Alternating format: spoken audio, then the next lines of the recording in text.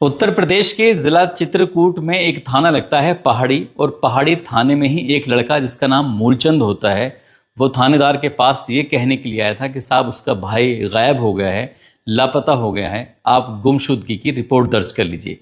जैसे ही वो थाने के अंदर जाने वाला था, संतरी उसको रोक लेता है। रोकते ही पूछता है कि क्या बात है, क्या परेशानी है, जब हम यहाँ पर खड़े हुए हैं तो हमसे बात करो। तो उसने संतरी को पूरी कहानी बताई कि साहब इस तरह से वो रिपोर्ट दर्ज कराने के लिए आया है। जैसे ही संतरी ने ये बात सुनी, उसने कहा कि ठीक है, आराम से यहीं रुको, मैं एक बार साहब से पूछ के आता हूँ। संतरी साहब यानी कि थानेदार के पास पहुंचता है और वहां जाने के बाद पूरी कहानी बताता है कि साहब एक लड़का आया है, उसका भाई कई दिनों से लापता है। पहले से ही थानेदार किसी बात को लेकर गुस्से में बैठा हुआ था। उसने संतरी की तरफ घूरते हुए गुस्से में कहता है कि मेरे पास कोई यही काम थोड़ी नहीं है, एक काम करो, जाकर उससे कह दो कुछ देर इंतजार करे, फिर बात करना। अब ऐसी स्थिति में जो लड़का मूलचंद आया था, वो सुबह से शाम हो जाती है, लेकिन उसका नंबर नहीं आता और थानेदार कब थाने से गायब हो जाता है, इनकी काम से निकल जाता है, पता ही नहीं चलता। वो लड़का फिर अगले दिन आता है तैयार होकर, ये बताने के लिए कि मेरा भाई गायब है, गुमशुदगी दर्ज कर लीजिए, मेरे भाई को कहीं से ढूंढ दीजिए। अगले दिन जाता है तो थानेदार तो वही था, लेकिन जो संतरी था वो बदल चुका था। अब नए संतरी ने पूछा कि क्या बात है, तो उसने पूरी कहानी उसको बताई। फिर संतरी थानेदार के पास पहुंचता है और थानेदार फिर से ही गुस्सा करता है। गुस्सा करने के बाद उससे कहता है कि जाकर कह दो फिर आए। वो लड़का फिर चला जाता है और फिर जाने के बाद अगले दिन आता है। आखिरकार तीसरी चौथी मुलाकात में फिर उस लड़के की थानेदार से मुलाकात हो जरूर जाती है, लेकिन इतनी भयानक मुलाकात होगी उस लड़के ने कभी सोचा नहीं था। जैसे ही उसने थानेदार के सामने अपना नाम मूलचंद बताया और कहा कि मेरा भाई गायब है, लापता है, आप गुमशुदगी की रिपोर्ट दर्ज कर दीजिए और मेरे भाई को कहीं से भी ढूंढ के ला दीजिए। जैसे ही थानेदार ने सुना, थानेदार ने उसको कम से कम एक ही सांस में एक के बाद एक बहुत सारी गालियां दी और गाली देने के बाद कहा कि थाने से अगर तू यहां से दिखाई नहीं दिया, भागा नहीं, तो फिर देखना तेरे साथ में क्या हश्र करूंगा। वो लड़का डर जाता है, सहम जाता है। सहम जाने के बाद फिर से यहाँ से चला जाता है। आखिरकार करे तो क्या करे, एक हफ्ता बीत जाता है। एक हफ्ते बीतने के बाद फिर से थाने में आ जाता है, क्योंकि पुलिस से ही एक आखिरी उम्मीद थी, पुलिस ही शायद उसके भाई को ढूंढ सकती थी, और इसलिए वो बार बार पुलिस के पास आ रहा था। उसका भाई कई महीनों से लापता था। वो परेशान हो जाता है। इस बार ना वो संतरी के पास जाने की हिम्मत जुटा पा रहा था और ना ही थानेदार के पास जाने की हिम्मत जुटा पा रहा था। थानेदार की आखिरकार जब थाने से बाहर निकल रहा है तो उस मूलचंद पर नजर पड़ जाती है, लेकिन थानेदार ने उससे कुछ कहा नहीं। फिर अगले दिन जब दिन बीत रहे थे तो आखिरकार 4-5 दिन के बाद थानेदार ने उससे पूछ ही लिया, क्या बात है, क्या परेशानी है, पूरी बात बताओ। जब पूरी बात सुनी जाती है, पूरी बात सुनने के बाद वो कहता है कि साहब वो फला गांव का रहने वाला है, उसका भाई इतने दिनों से लापता है, कहीं अता पता नहीं चल रहा है, आप मदद कर दीजिए। थानेदार कहता है कि एक काम करो, मुझे कम से कम 10 फोटो लेके आओ अपने भाई के, साथ ही एक पंपलेट छपवा के लेके आना। उसके बाद तुम्हारी इसमें हम मुकदमा दर्ज कर लेंगे और जो भी बन पड़ेगा हम तुम्हारी मदद करेंगे।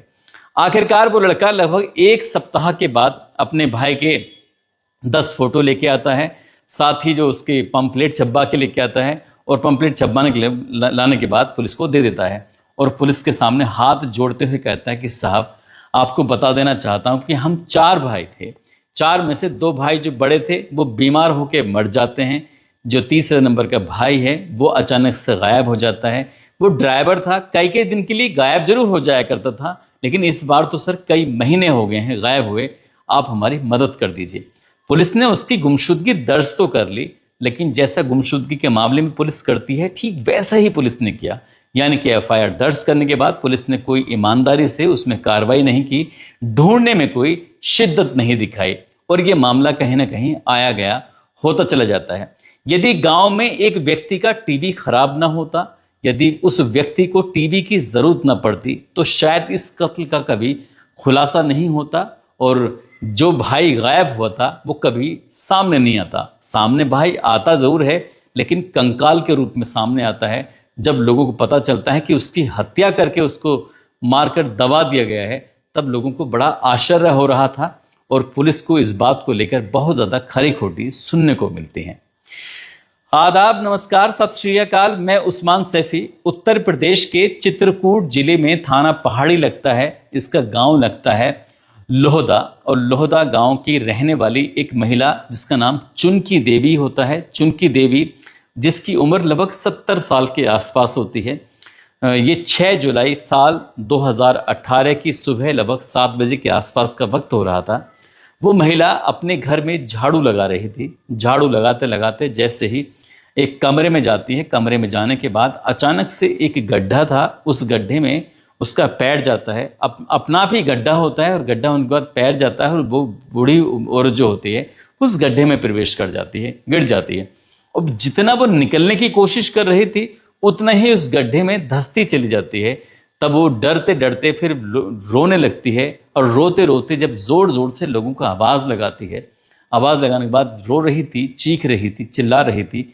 उसकी सुबह सुबह चीखों की आवाज़ सुनने के बाद आसपास के जो घर थे वहां तक आवाज़ पहुंच जाती है। और जैसे ही लोग आते हैं, आने के बाद देखते क्या है, कमरे में अचानक से एक गड्ढा सा हो गया है, और उस गड्ढे में वो आधी महिला गड्ढे में फंसी हुई है और आधी गड्ढे से बाहर है, और वो निकलने की तमाम तरह की कोशिश कर रही थी, छटपटा रही थी, लेकिन वो निकल नहीं पा रही थी। गांव के लोगों ने आखिरकार उस महिला को उस गड्ढे से बाहर निकाला, और जैसे गड्ढे से बाहर निकालने के बाद उस गड्ढे में टॉर्च लगाकर देखा जाता है तो उसमें एक इंसान की खोपड़ी दिखाई दे रही थी, जैसे कंकाल का रूप वो ले चुकी थी। जैसे ये बात देखी गई, उसके बाद उस महिला को बताया गया, उसके परिवार के सदस्य थे उनको बताया गया, और घर में जितने भी लोग मौजूद थे सब के सब डर की वजह से बाहर निकल आते हैं। अब घर में जाने की फिर किसी के अंदर हिम्मत नहीं थी। अब बात पुलिस तक पहुंचानी थी। जब पुलिस की बात पहुंचाने की आती है तो चुनकी देवी ने अपने बेटे मूलचंद से कहा कि बेटा एक काम करो, थाने चलते हैं। तो मूलचंद पहले से ही घबराया हुआ था, क्योंकि पुलिस उसके साथ काफ़ी बदतमीजी कर चुकी थी, गाली दे चुकी थी। माँ और बेटा हिम्मत जुटाते हैं, सीधा पुलिस स्टेशन पहुंच जाते हैं। पहाड़ी पुलिस स्टेशन जाने के बाद जैसे ही ये बात रखने वाले थे, थानेदार देखते ही उनको कई गालियां दे देता है, और कई गालियां, गंदी गंदी गाली देने के बाद कहता है कि ज़्यादा दिमाग खराब हो गए, देख लेना तुम दोनों को गिरफ्तार करने के बाद जेल भेज दूंगा, वहीं बैठे बैठे सड़ते रहोगे। लेकिन जैसे ये बात कही जाती है तो बूढ़ी औरत परेशान हो जाती है, समझ नहीं पा रही थी कि आखिरकार मैं करूं तो क्या करूं। जैसे ही वो थाने से बाहर निकलती है, बाहर निकलने के बाद इसके बाद उस जगह पर एक दो पत्रकार खड़े हुए थे। पत्रकार ने पूछा कि अम्मा क्या बात है, तुम यहाँ क्यों आई हो, क्या परेशानी है, क्या नहीं है। वो बताती है कि उसके जो बेटा था जिसका नाम शिव मोचन विश्वकर्मा होता है, वो काफ़ी दिनों से लापता था, गायब था। घर में ही ये गड्ढा है और गड्ढे के अंदर उसकी लाश पड़ी हुई है। मैं पक्के के दावे के साथ कह सकती हूँ कि मेरे बेटे की ही लाश है। मैं पुलिस के पास आई तो पुलिस सुनती नहीं है, पुलिस गंदी गंदी गालियाँ उड़ दे रही है। इतनी बात सुनने के बाद पत्रकार ने सीधा एसएसपी को फ़ोन लगाया, और एसएसपी को फ़ोन लगाने के बाद पूरी कहानी बताई। और जैसी बात एसएसपी तक पहुंचती है तो एसपी होते हैं मनोज कुमार झा, और सर्किल ऑफिसर होते हैं शिवचरण। वो सूचना मिलने के बाद जब मौके पर पहुंचते हैं तो थानेदार को भी आदेश दिया जाता है। अब जब थानेदार को आदेश दिया जाता है तो थानेदार अब तक तो सीधे मुंह बात नहीं कर रहा था, लेकिन थानेदार वो आगे पीछे ऐसे घूमने लगता है। आखिरकार पुलिस घर पहुंचती है। घर जाने के बाद अब उसी दिन शाम को ही गड्ढा खोद कर देखा जाता है कि क्या मामला है, क्या नहीं है। गड्ढा खोद कर देखा जाता है तो उसमें से एक इंसान का कंकाल निकलता है। कपड़ों से पहचान कर ली जाती है, कपड़े किसी और के नहीं बल्कि शिव मोचन विश्वकर्मा के ही होते हैं, जिसकी उम्र लगभग 38 साल के आसपास होती है। जब उस बूढ़ी औरत से पूछा जाता है तो बताती है कि उसके 4 बेटे होते हैं। 2 बेटों की पहले से ही बीमारी के चलते मौत हो जाती है। जो ये तीसरे नंबर का बेटा है जिसका नाम शिव मोचन विश्वकर्मा है, वो पेशे से ड्राइवर होता है और बाहर कई कई दिनों के लिए चला जाया करता था। करीब करीब 10 साल पहले उसकी छत्तीसगढ़ के एक बिलासपुर जगह लगती है, वहाँ एक गांव लगता है देवरी की पंधी। वहाँ के रहने वाली माया देवी नाम की लड़की से उसकी शादी हो जाती है। उससे उसके 2 बच्चे भी हैं, एक का नाम मासू है, एक का नाम हिमांशु है। पुलिस को जो पूरी कहानी बताई गई तो पूरी कहानी बताने के बाद पुलिस ने पूछा कि अब फिलहाल माया देवी कहाँ पर है। तो वो कहती है कि मुझे दिन तारीख तो याद नहीं है, लेकिन शायद वो दीपावली के 1 महीने के बाद की बात है। दीपावली थी 19 अक्टूबर 2017 को, और ये बूढ़ी अम्मा बात कर रही थी नवंबर 2017 की। वो माया देवी अपने दोनों बच्चों के साथ लेने के बाद सास के पास पहुंचती है और सास से जाकर कहती है कि अम्मा जी, जो पति हैं वो दूसरे राज्य में काम के लिए गए हैं और इस बार तो वो बहुत दिनों के बाद वापस लौट कर आएंगे। अगर आपकी परमिशन हो, आपकी इजाज़त हो, तो क्या मैं अपने मायके जा सकती हूँ? सास ने कहा, बेटा मुझे तो कोई दिक्कत नहीं है, कोई ऐतराज़ नहीं है। अपने बच्चों को लेके जा रही हो? हाँ जी, मैं अपने बच्चों को लेकर अपने मायके जा रही हूँ। वो महिला अपने मायके चली जाती है अपने दोनों बच्चों को लेकर। इधर जो ये लड़का है जिसका नाम शिव मोचन विश्वकर्मा होता है, वो पेशे से ड्राइवर था, वो घर से लापता है। और धीरे धीरे करके ऐसे ही ये दीपावली से 3 दिन पहले तक तो दिखाई दिया था और दीपावली के 3 दिन पहले के बाद फिर ये जुलाई का महीना जाता है, साल 2018 जाता है, लगभग 8 महीने के आसपास हो जाते हैं, उसका कहीं आता पता नहीं चलता। पूरे जून के महीने में जो उसका सबसे छोटा भाई होता है, चौथे नंबर का मूलचंद, बार बार थाने जा रहा था लेकिन उसकी कोई सुनवाई करने वाला नहीं था।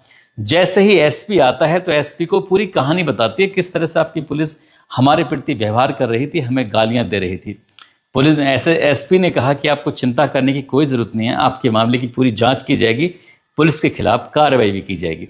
अब ऐसी स्थिति में जो माया देवी होती है उसके घर पर एक टीम भी भेजी जाती है और जब टीम भेजी जाती है पता करने के लिए कि आखिरकार माया देवी कहाँ है, उसके बच्चे कहाँ हैं, क्योंकि 7-8 महीने से उसका पति गायब है, वो उसको कोई फिक्र ही नहीं है।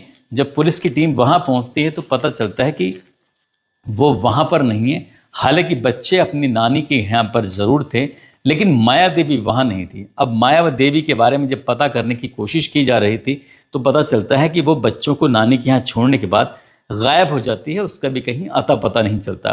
पुलिस ने अपने चारों तरफ सूत्र लगाने शुरू कर दिए और सूत्र लगाने के बाद उनसे पता करने की कोशिश की कि आखिरकार माया देवी होगी तो कहाँ होगी।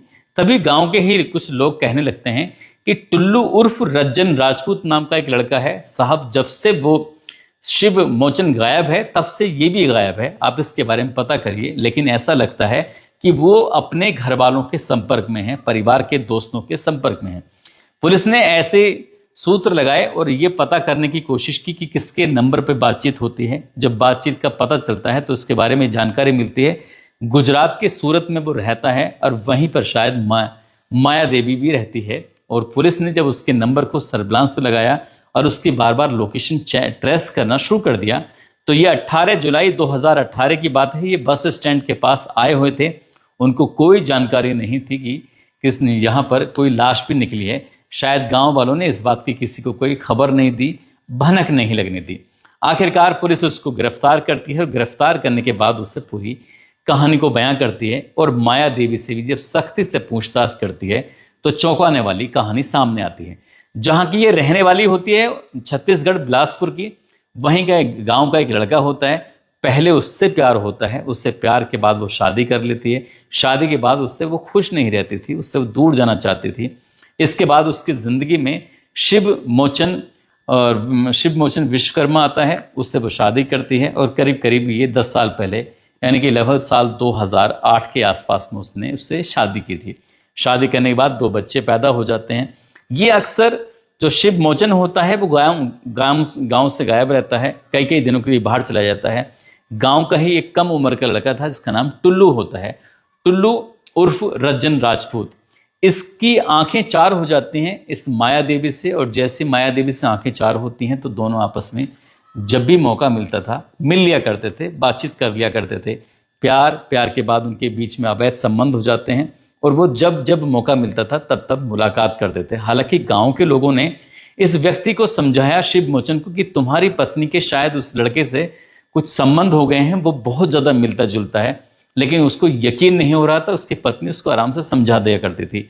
दीपावली से 3 दिन पहली बात है, ये 19 अक्टूबर 2017 से लगभग करीब 3 दिन पहले अचानक ही वो घर के अंदर जब प्रवेश करता है तो पता चलता है कि टुल्लू और उसकी जो पत्नी होती है माया देवी, दोनों आपत्तिजनक स्थिति में होते हैं। वो हालांकि शराब के नशे में घर में आया हुआ था और इसी बीच में जैसे वो शोर मचाने की कोशिश करता है, विरोध करने की कोशिश करता है, मौका पाते ही टुल्लू उसके सर में बहुत तेजी के साथ एक डंडा मार देता है और जैसी डंडा उसके सर में लगता है तो वो ज़मीन पर गिर जाता है, बेहोशी जैसी हालत में आ जाता है। तभी उसका गला दबाकर दोनों मिलकर हत्या कर देते हैं। यानी कि जो प्रेमी होता है वो भी और जो उसकी पत्नी होती है वो भी हत्या कर देते हैं। हत्या करने के बाद सोचते हैं कि आखिरकार करें तो क्या करें। तभी इन दोनों ने फैसला किया कि क्यों ना इस घर के अंदर इसको दफना दें, दबा दें, तब इन दोनों ने गड्ढा खोदा। गड्ढा खोदने के बाद 4 फुट 6 फुट जो भी गड्ढा था, गड्ढा खोदने के बाद उसको अंदर डाल देते हैं और उसको बिल्कुल प्लान कर देते हैं। प्लान करने के बाद उसकी लिपाई पुताई हो जाती है। अब उसी के ऊपर चारपाई लगती थी और चारपाई लगने के बाद अब ना कोई रोकने वाला था, ना ही कोई टोकने वाला था, ना कोई खौफ था, ना कोई डर था, किसी बात की कोई दिक्कत नहीं थी। अब ये जैसे ही कुछ वक्त आगे बीत जाता है तो यहाँ से इन दोनों ने फैसला किया कि क्यों ना यहाँ से गाँव से भाग जाएं। लेकिन गाँव से भागने की उन्होंने एक अच्छी खासी प्लानिंग की। पहले बच्चों को मायके छोड़ा, उसके बाद वो निकल जाते हैं। अब घर पे ताला लगा हुआ था, सास को चाबी दे के वो चली जाती है। लेकिन गाँव का ही एक व्यक्ति होता है, हुकुम सिंह जिसका नाम होता है, हुकुम सिंह का टीवी खराब हो गया था। और जब हुकुम सिंह का टीवी खराब हो गया तो वो टीवी देखने का बड़ा आदी होता है। वो अपने गांव के ही लड़के मूलचंद से कहता है कि मूलचंद यार हमें अपना टीवी दे दो। तो मूलचंद कहता है कि हमारे पास तो कोई टीवी नहीं है। वो कहता है कि तुम्हारे भैया के घर में टीवी लगा हुआ है, तो अगर तुम चाहो तो अपने भैया का टीवी दे दो। वैसे भी तुम्हारे भैया के घर पर ताला लगा हुआ है, कोई है नहीं। और ऐसे बताते हैं कि इलेक्ट्रॉनिक सामान रखे रखे भी खराब हो जाते हैं अगर उनका कोई उपयोग ना हो। तो जैसी ये बात कही जाती है तो कहता है कि ठीक है, मैं ताला खुलवा देता हूँ। जब ताला खुलवाया जाता है तो साथ में अपनी माँ को लेके जाता है। माँ कहती है कि बेटा जब ताला खुल ही गया है तो घर में साफ सफाई भी हो जाएगी, रोशनी भी हो जाएगी। अंधेरा कमरा, अंधेरा घर जो होता है वो अच्छा नहीं होता। अब माँ ने वहाँ रहना शुरू कर दिया था।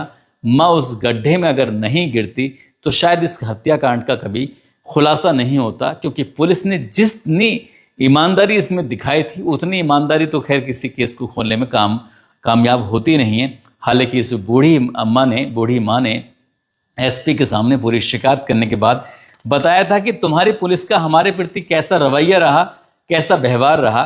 पुलिस ने उन दोनों को गिरफ्तार किया और गिरफ्तार करने के बाद आखिरकार प्रेमी और प्रेमिका को जेल भेजा। 30 जून 2026 को अदालत की तरफ से फैसला आता है।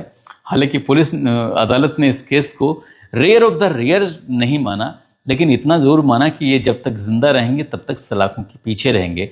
यानी कि इन दोनों को आजीवन कारावास की सजा सुनाई जाती है। 8 साल बाद जब ये फैसला आता है, फैसला आने के बाद एक बार फिर से ये मामला सुर्खियों में आ जाता है। और उस इलाके में ये बहुत ही चर्चित केस रहा था, चित्रकूट में सुर्खियों में रहा था कि किस तरह से एक महिला ने पहली शादी की, पति को छोड़ दिया, दूसरी शादी की, पति को मार दिया, फिर तीसरे के साथ रह रही है और तीसरे के साथ रहने के बाद कत्ल कर देती है। उसके बाद फिर अब वो सलाखों के पीछे अपनी जिंदगी गुजार रही है।